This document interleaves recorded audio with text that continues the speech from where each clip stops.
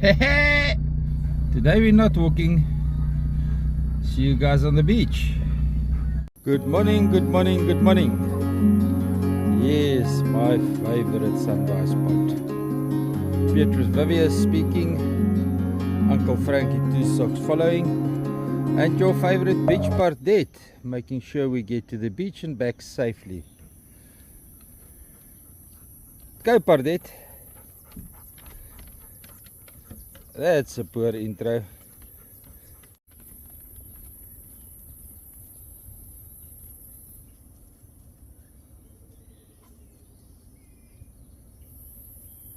It's a cacophony of ear candy this morning.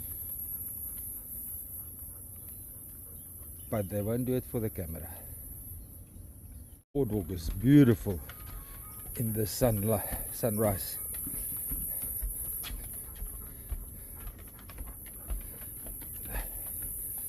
Maar dit je weet is my voete stop.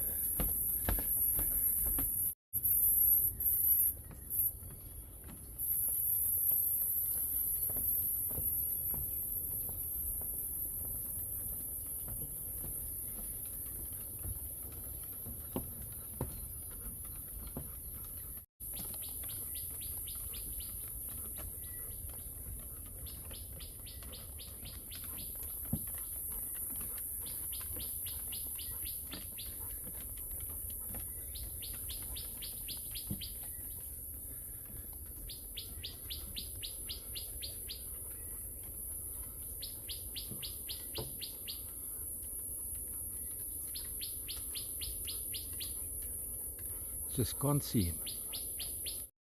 You think our bushbuck is going to be here this morning, or are we too late?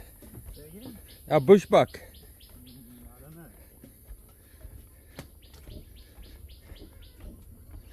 Maybe the sun's too high.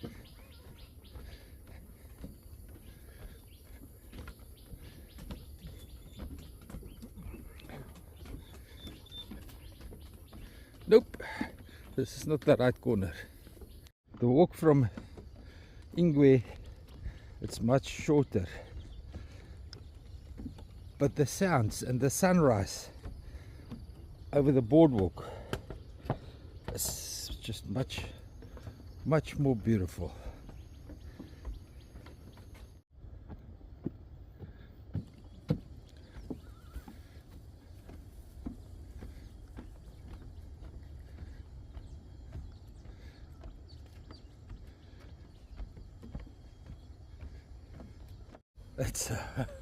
It's already 650 meters into the journey, and we're still far away from the launch site.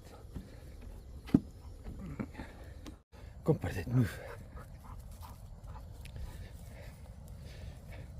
Wat trek jy? Jy moet nie goeders hier so ryk nie. Kom. Hier's groot varke.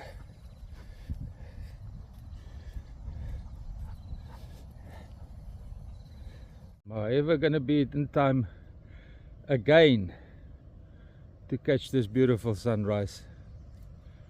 I'm too late every morning, and it's not 5 o'clock yet. Pull your shorts. Kom maak. Move. Daar's hy. Daar's hy, papa. Gaan. Al die pad tot bo, dat jy kan pragtig lyk. Lei gat. Kom, move! Ons moet op die strand kom. Main reason why we're late today is not because we overslept or had coffee surrounding the politics of the world. We had to put fuel in the little mode of transport. We scratched together 200 rand. So we're good until month end, until the pay starts coming in.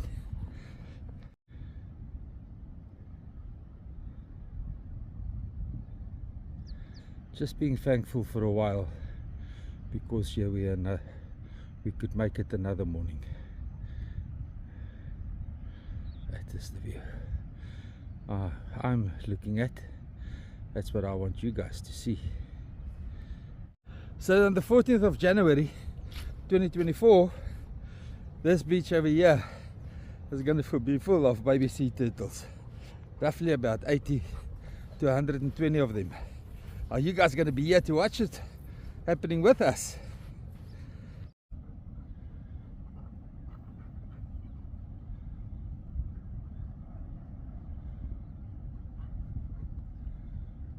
Here's Wiseman, right on time.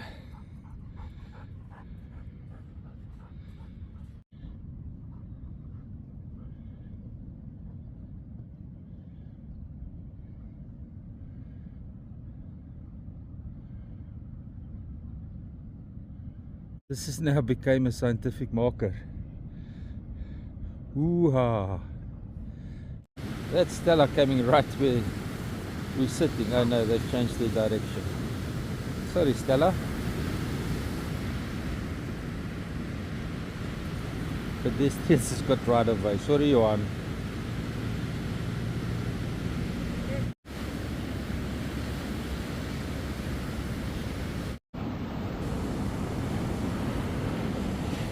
Gaan per dit.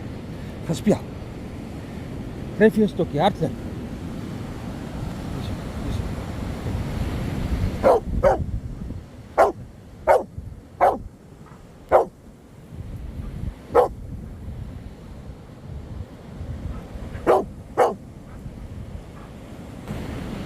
As jy hom vat, hoe gaan ek hom gooi? Ek verstaan nou nie.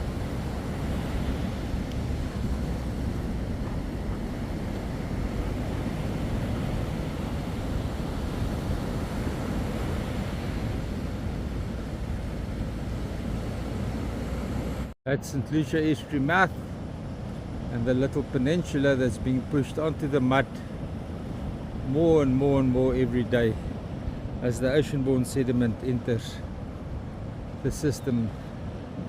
Luckily the mouth is now narrow and not a lot of sediment can enter, and with all the force of the outgoing tide it can take some of the sediment back again into the ocean. But mud is part of the carbon cycle. A lot of people don't understand it, but our planet is fully balanced. Climate change is happening, but it's not global warming because of human intervention. We do have a problem with habitat destruction. That's exactly what you see here at St. Lucia Estuary right now. As there was human interference in 2017 that closed up the system completely and written human management out of the history books, and that killed all the mangroves, and sediment buildup in the system is enormous, and the sediment comes from the mountains. Now yes, it's supposed to be a carbon zinc, I agree, but we can manage the sediment in such a way that it stays part of the carbon zinc, because a functioning estuary is more important than a rainforest. Now people are going to say no, just as important. No, the oxygen, the ocean produces up to 80% of the planet's oxygen. The carbon cycle and the carbon zinc is right there. It's not in a rainforest. I do believe in habitats. I do believe in the importance of rainforests. I'm just saying, for many years the people have underestimated the value of the ocean, and an estuary is the lungs of the ocean, and if the lungs is not working, the ocean is going to die. Maybe not in my lifetime, but we are responsible for future generations, and the impact that we have on the planet at the moment is to improve our lifestyle, and the responsibility is on us to fix it. It's the Mfolozi Beach channel right over there. Can't do it on this much zoom. And the old timers in 1952, Royal Society of South Africa decided that it's better to put the riverborne sediment, the mud, into the ocean, where the ocean can handle it much better. So they separated the estuary mouth from the Mfolozi river mouth, and it worked fine. until we hit some droughts, and there was no political will to implement an active management plan during the drought. So it is what it is. Under the guidance of the Global Environmental Fund, the World Bank donated money to build a dam wall in front of St. Lucia Estuary, turning it into a much needed carbon sink, destroying the life support system that it gave to the planet. Fly around in aeroplanes calling for global warming. I hope you guys can see it on the camera, how the wind is digging on the southern side of a obstacle, and we now know that the ocean is digging on the northern side of our obstacle. It's so interesting, and how we can use this knowledge to manipulate the sand so that we can have a healthy estuarine system. Now if we look up north, we can see the longshore drift happening right over there as the estuary mouth enters into the ocean. Running almost parallel to the beach. And there where that white water is, that's the eastern sandbank forming because of the parallel running to the beach.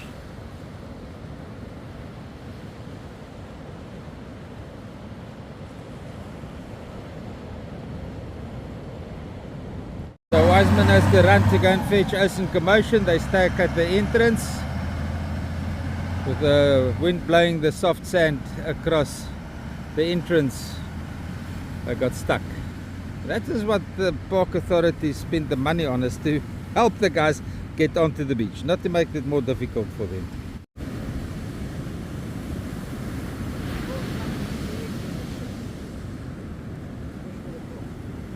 Say again?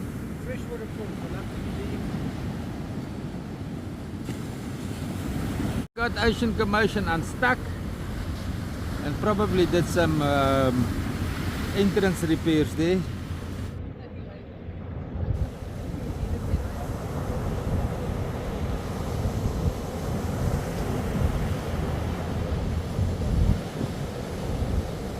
Observing ghost crabs for many years now. They are vegetarian and they are omnivores. I've seen them eat meat, but I've seen them carry vegetation around for far into their burrows.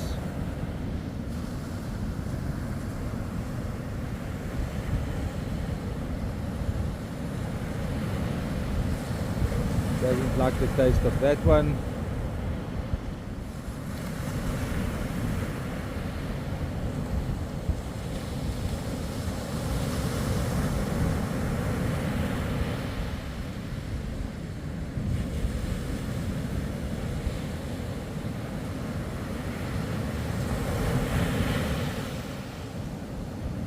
Dad's happy. She had a muffin and we can go home and have breakfast. I just don't want any more curry cabbage curry for the breakfast. It's now enough. I think I'm just gonna have normal scrambled eggs today. What do we have here? Is that a crab or a bird?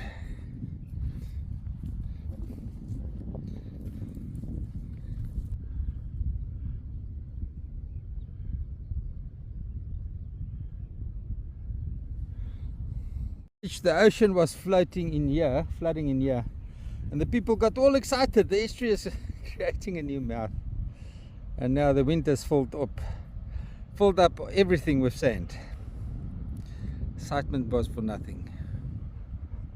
Yo, made a nice valley here. The wind has dug this valley out and towards our tabletop sand dune here close to the boardwalk entrance. Now look at the footpath disappearing under that sand. Yeah.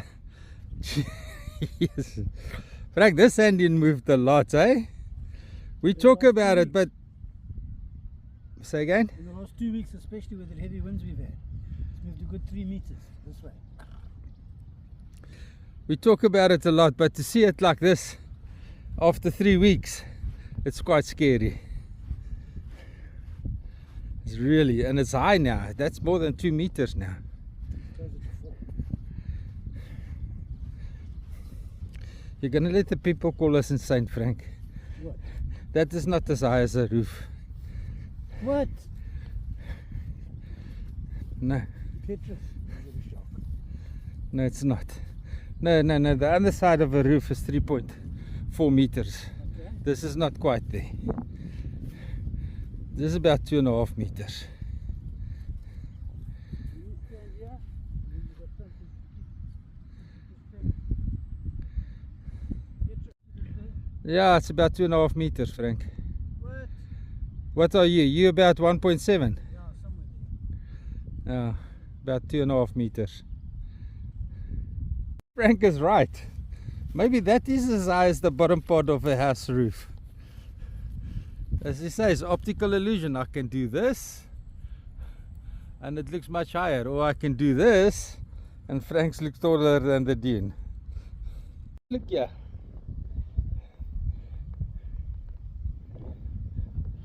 We cut here a line right across here and we count to it all the way that way.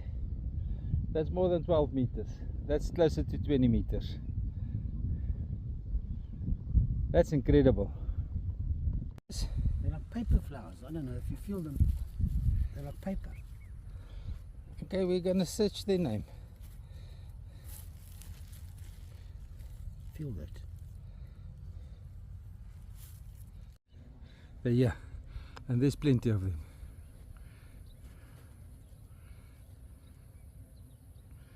There I've got a beautiful shot of one.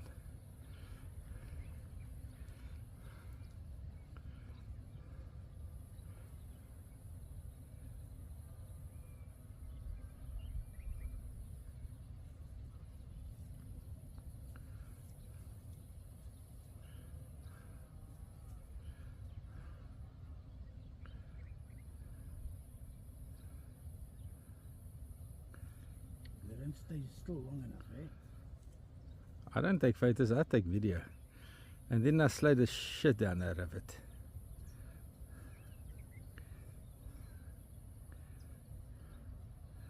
I can see the wings flapping on the videos.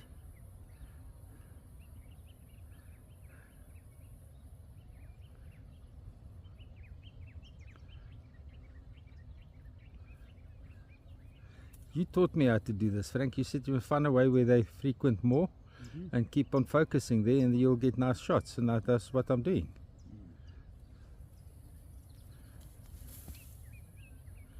Pardet los, pardet los, pardet los.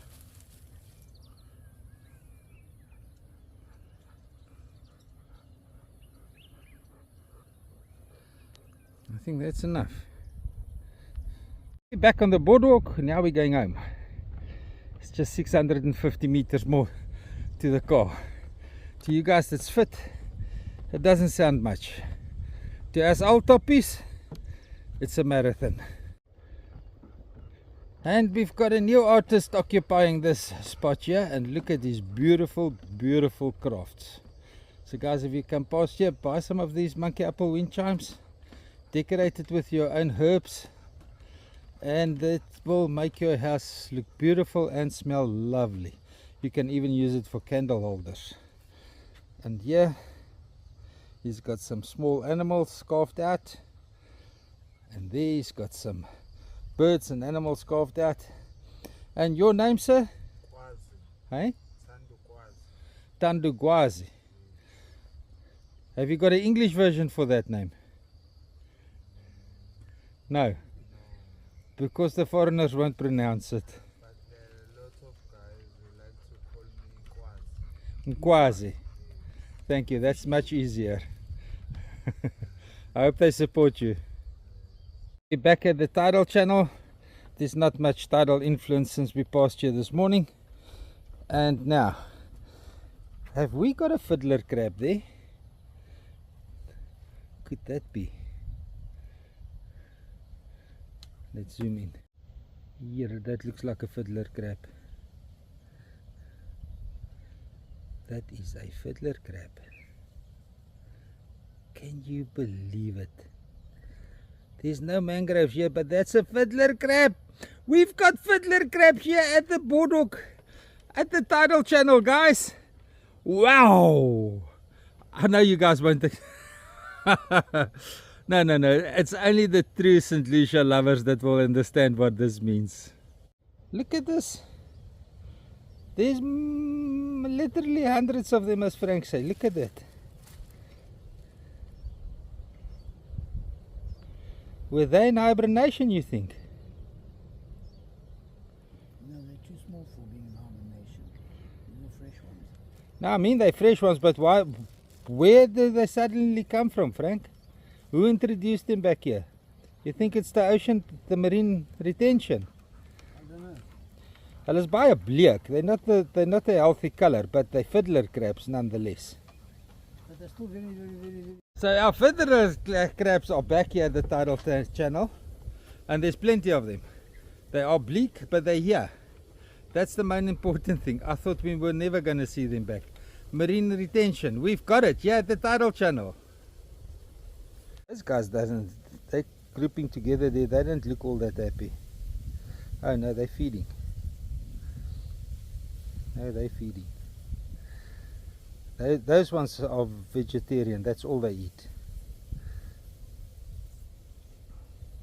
I'm pretty confident that fiddler crab's main diet is a mangrove leaves that is amputated because of the salt content and the mineral content that they gathered through the root system. And I don't think they're going to survive long. There's no mangroves here anymore. Give me an opportunity now. There you go, a little bit more.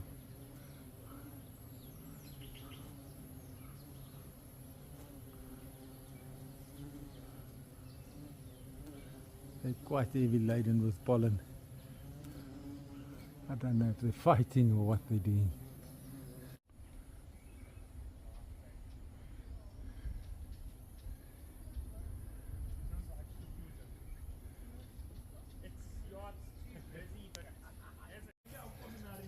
There's some interesting birds feeding on this fix here, and I just can't get to catch them on the camera.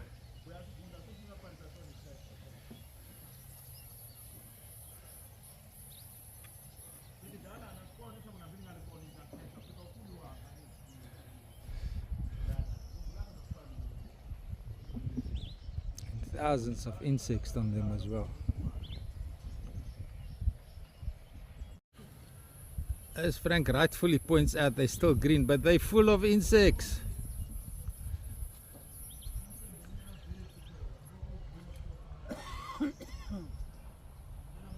Check that out.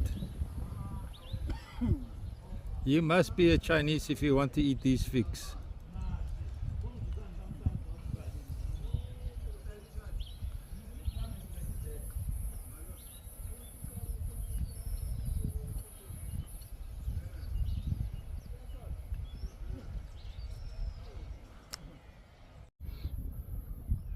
It's incredible. There's the hole that they get into.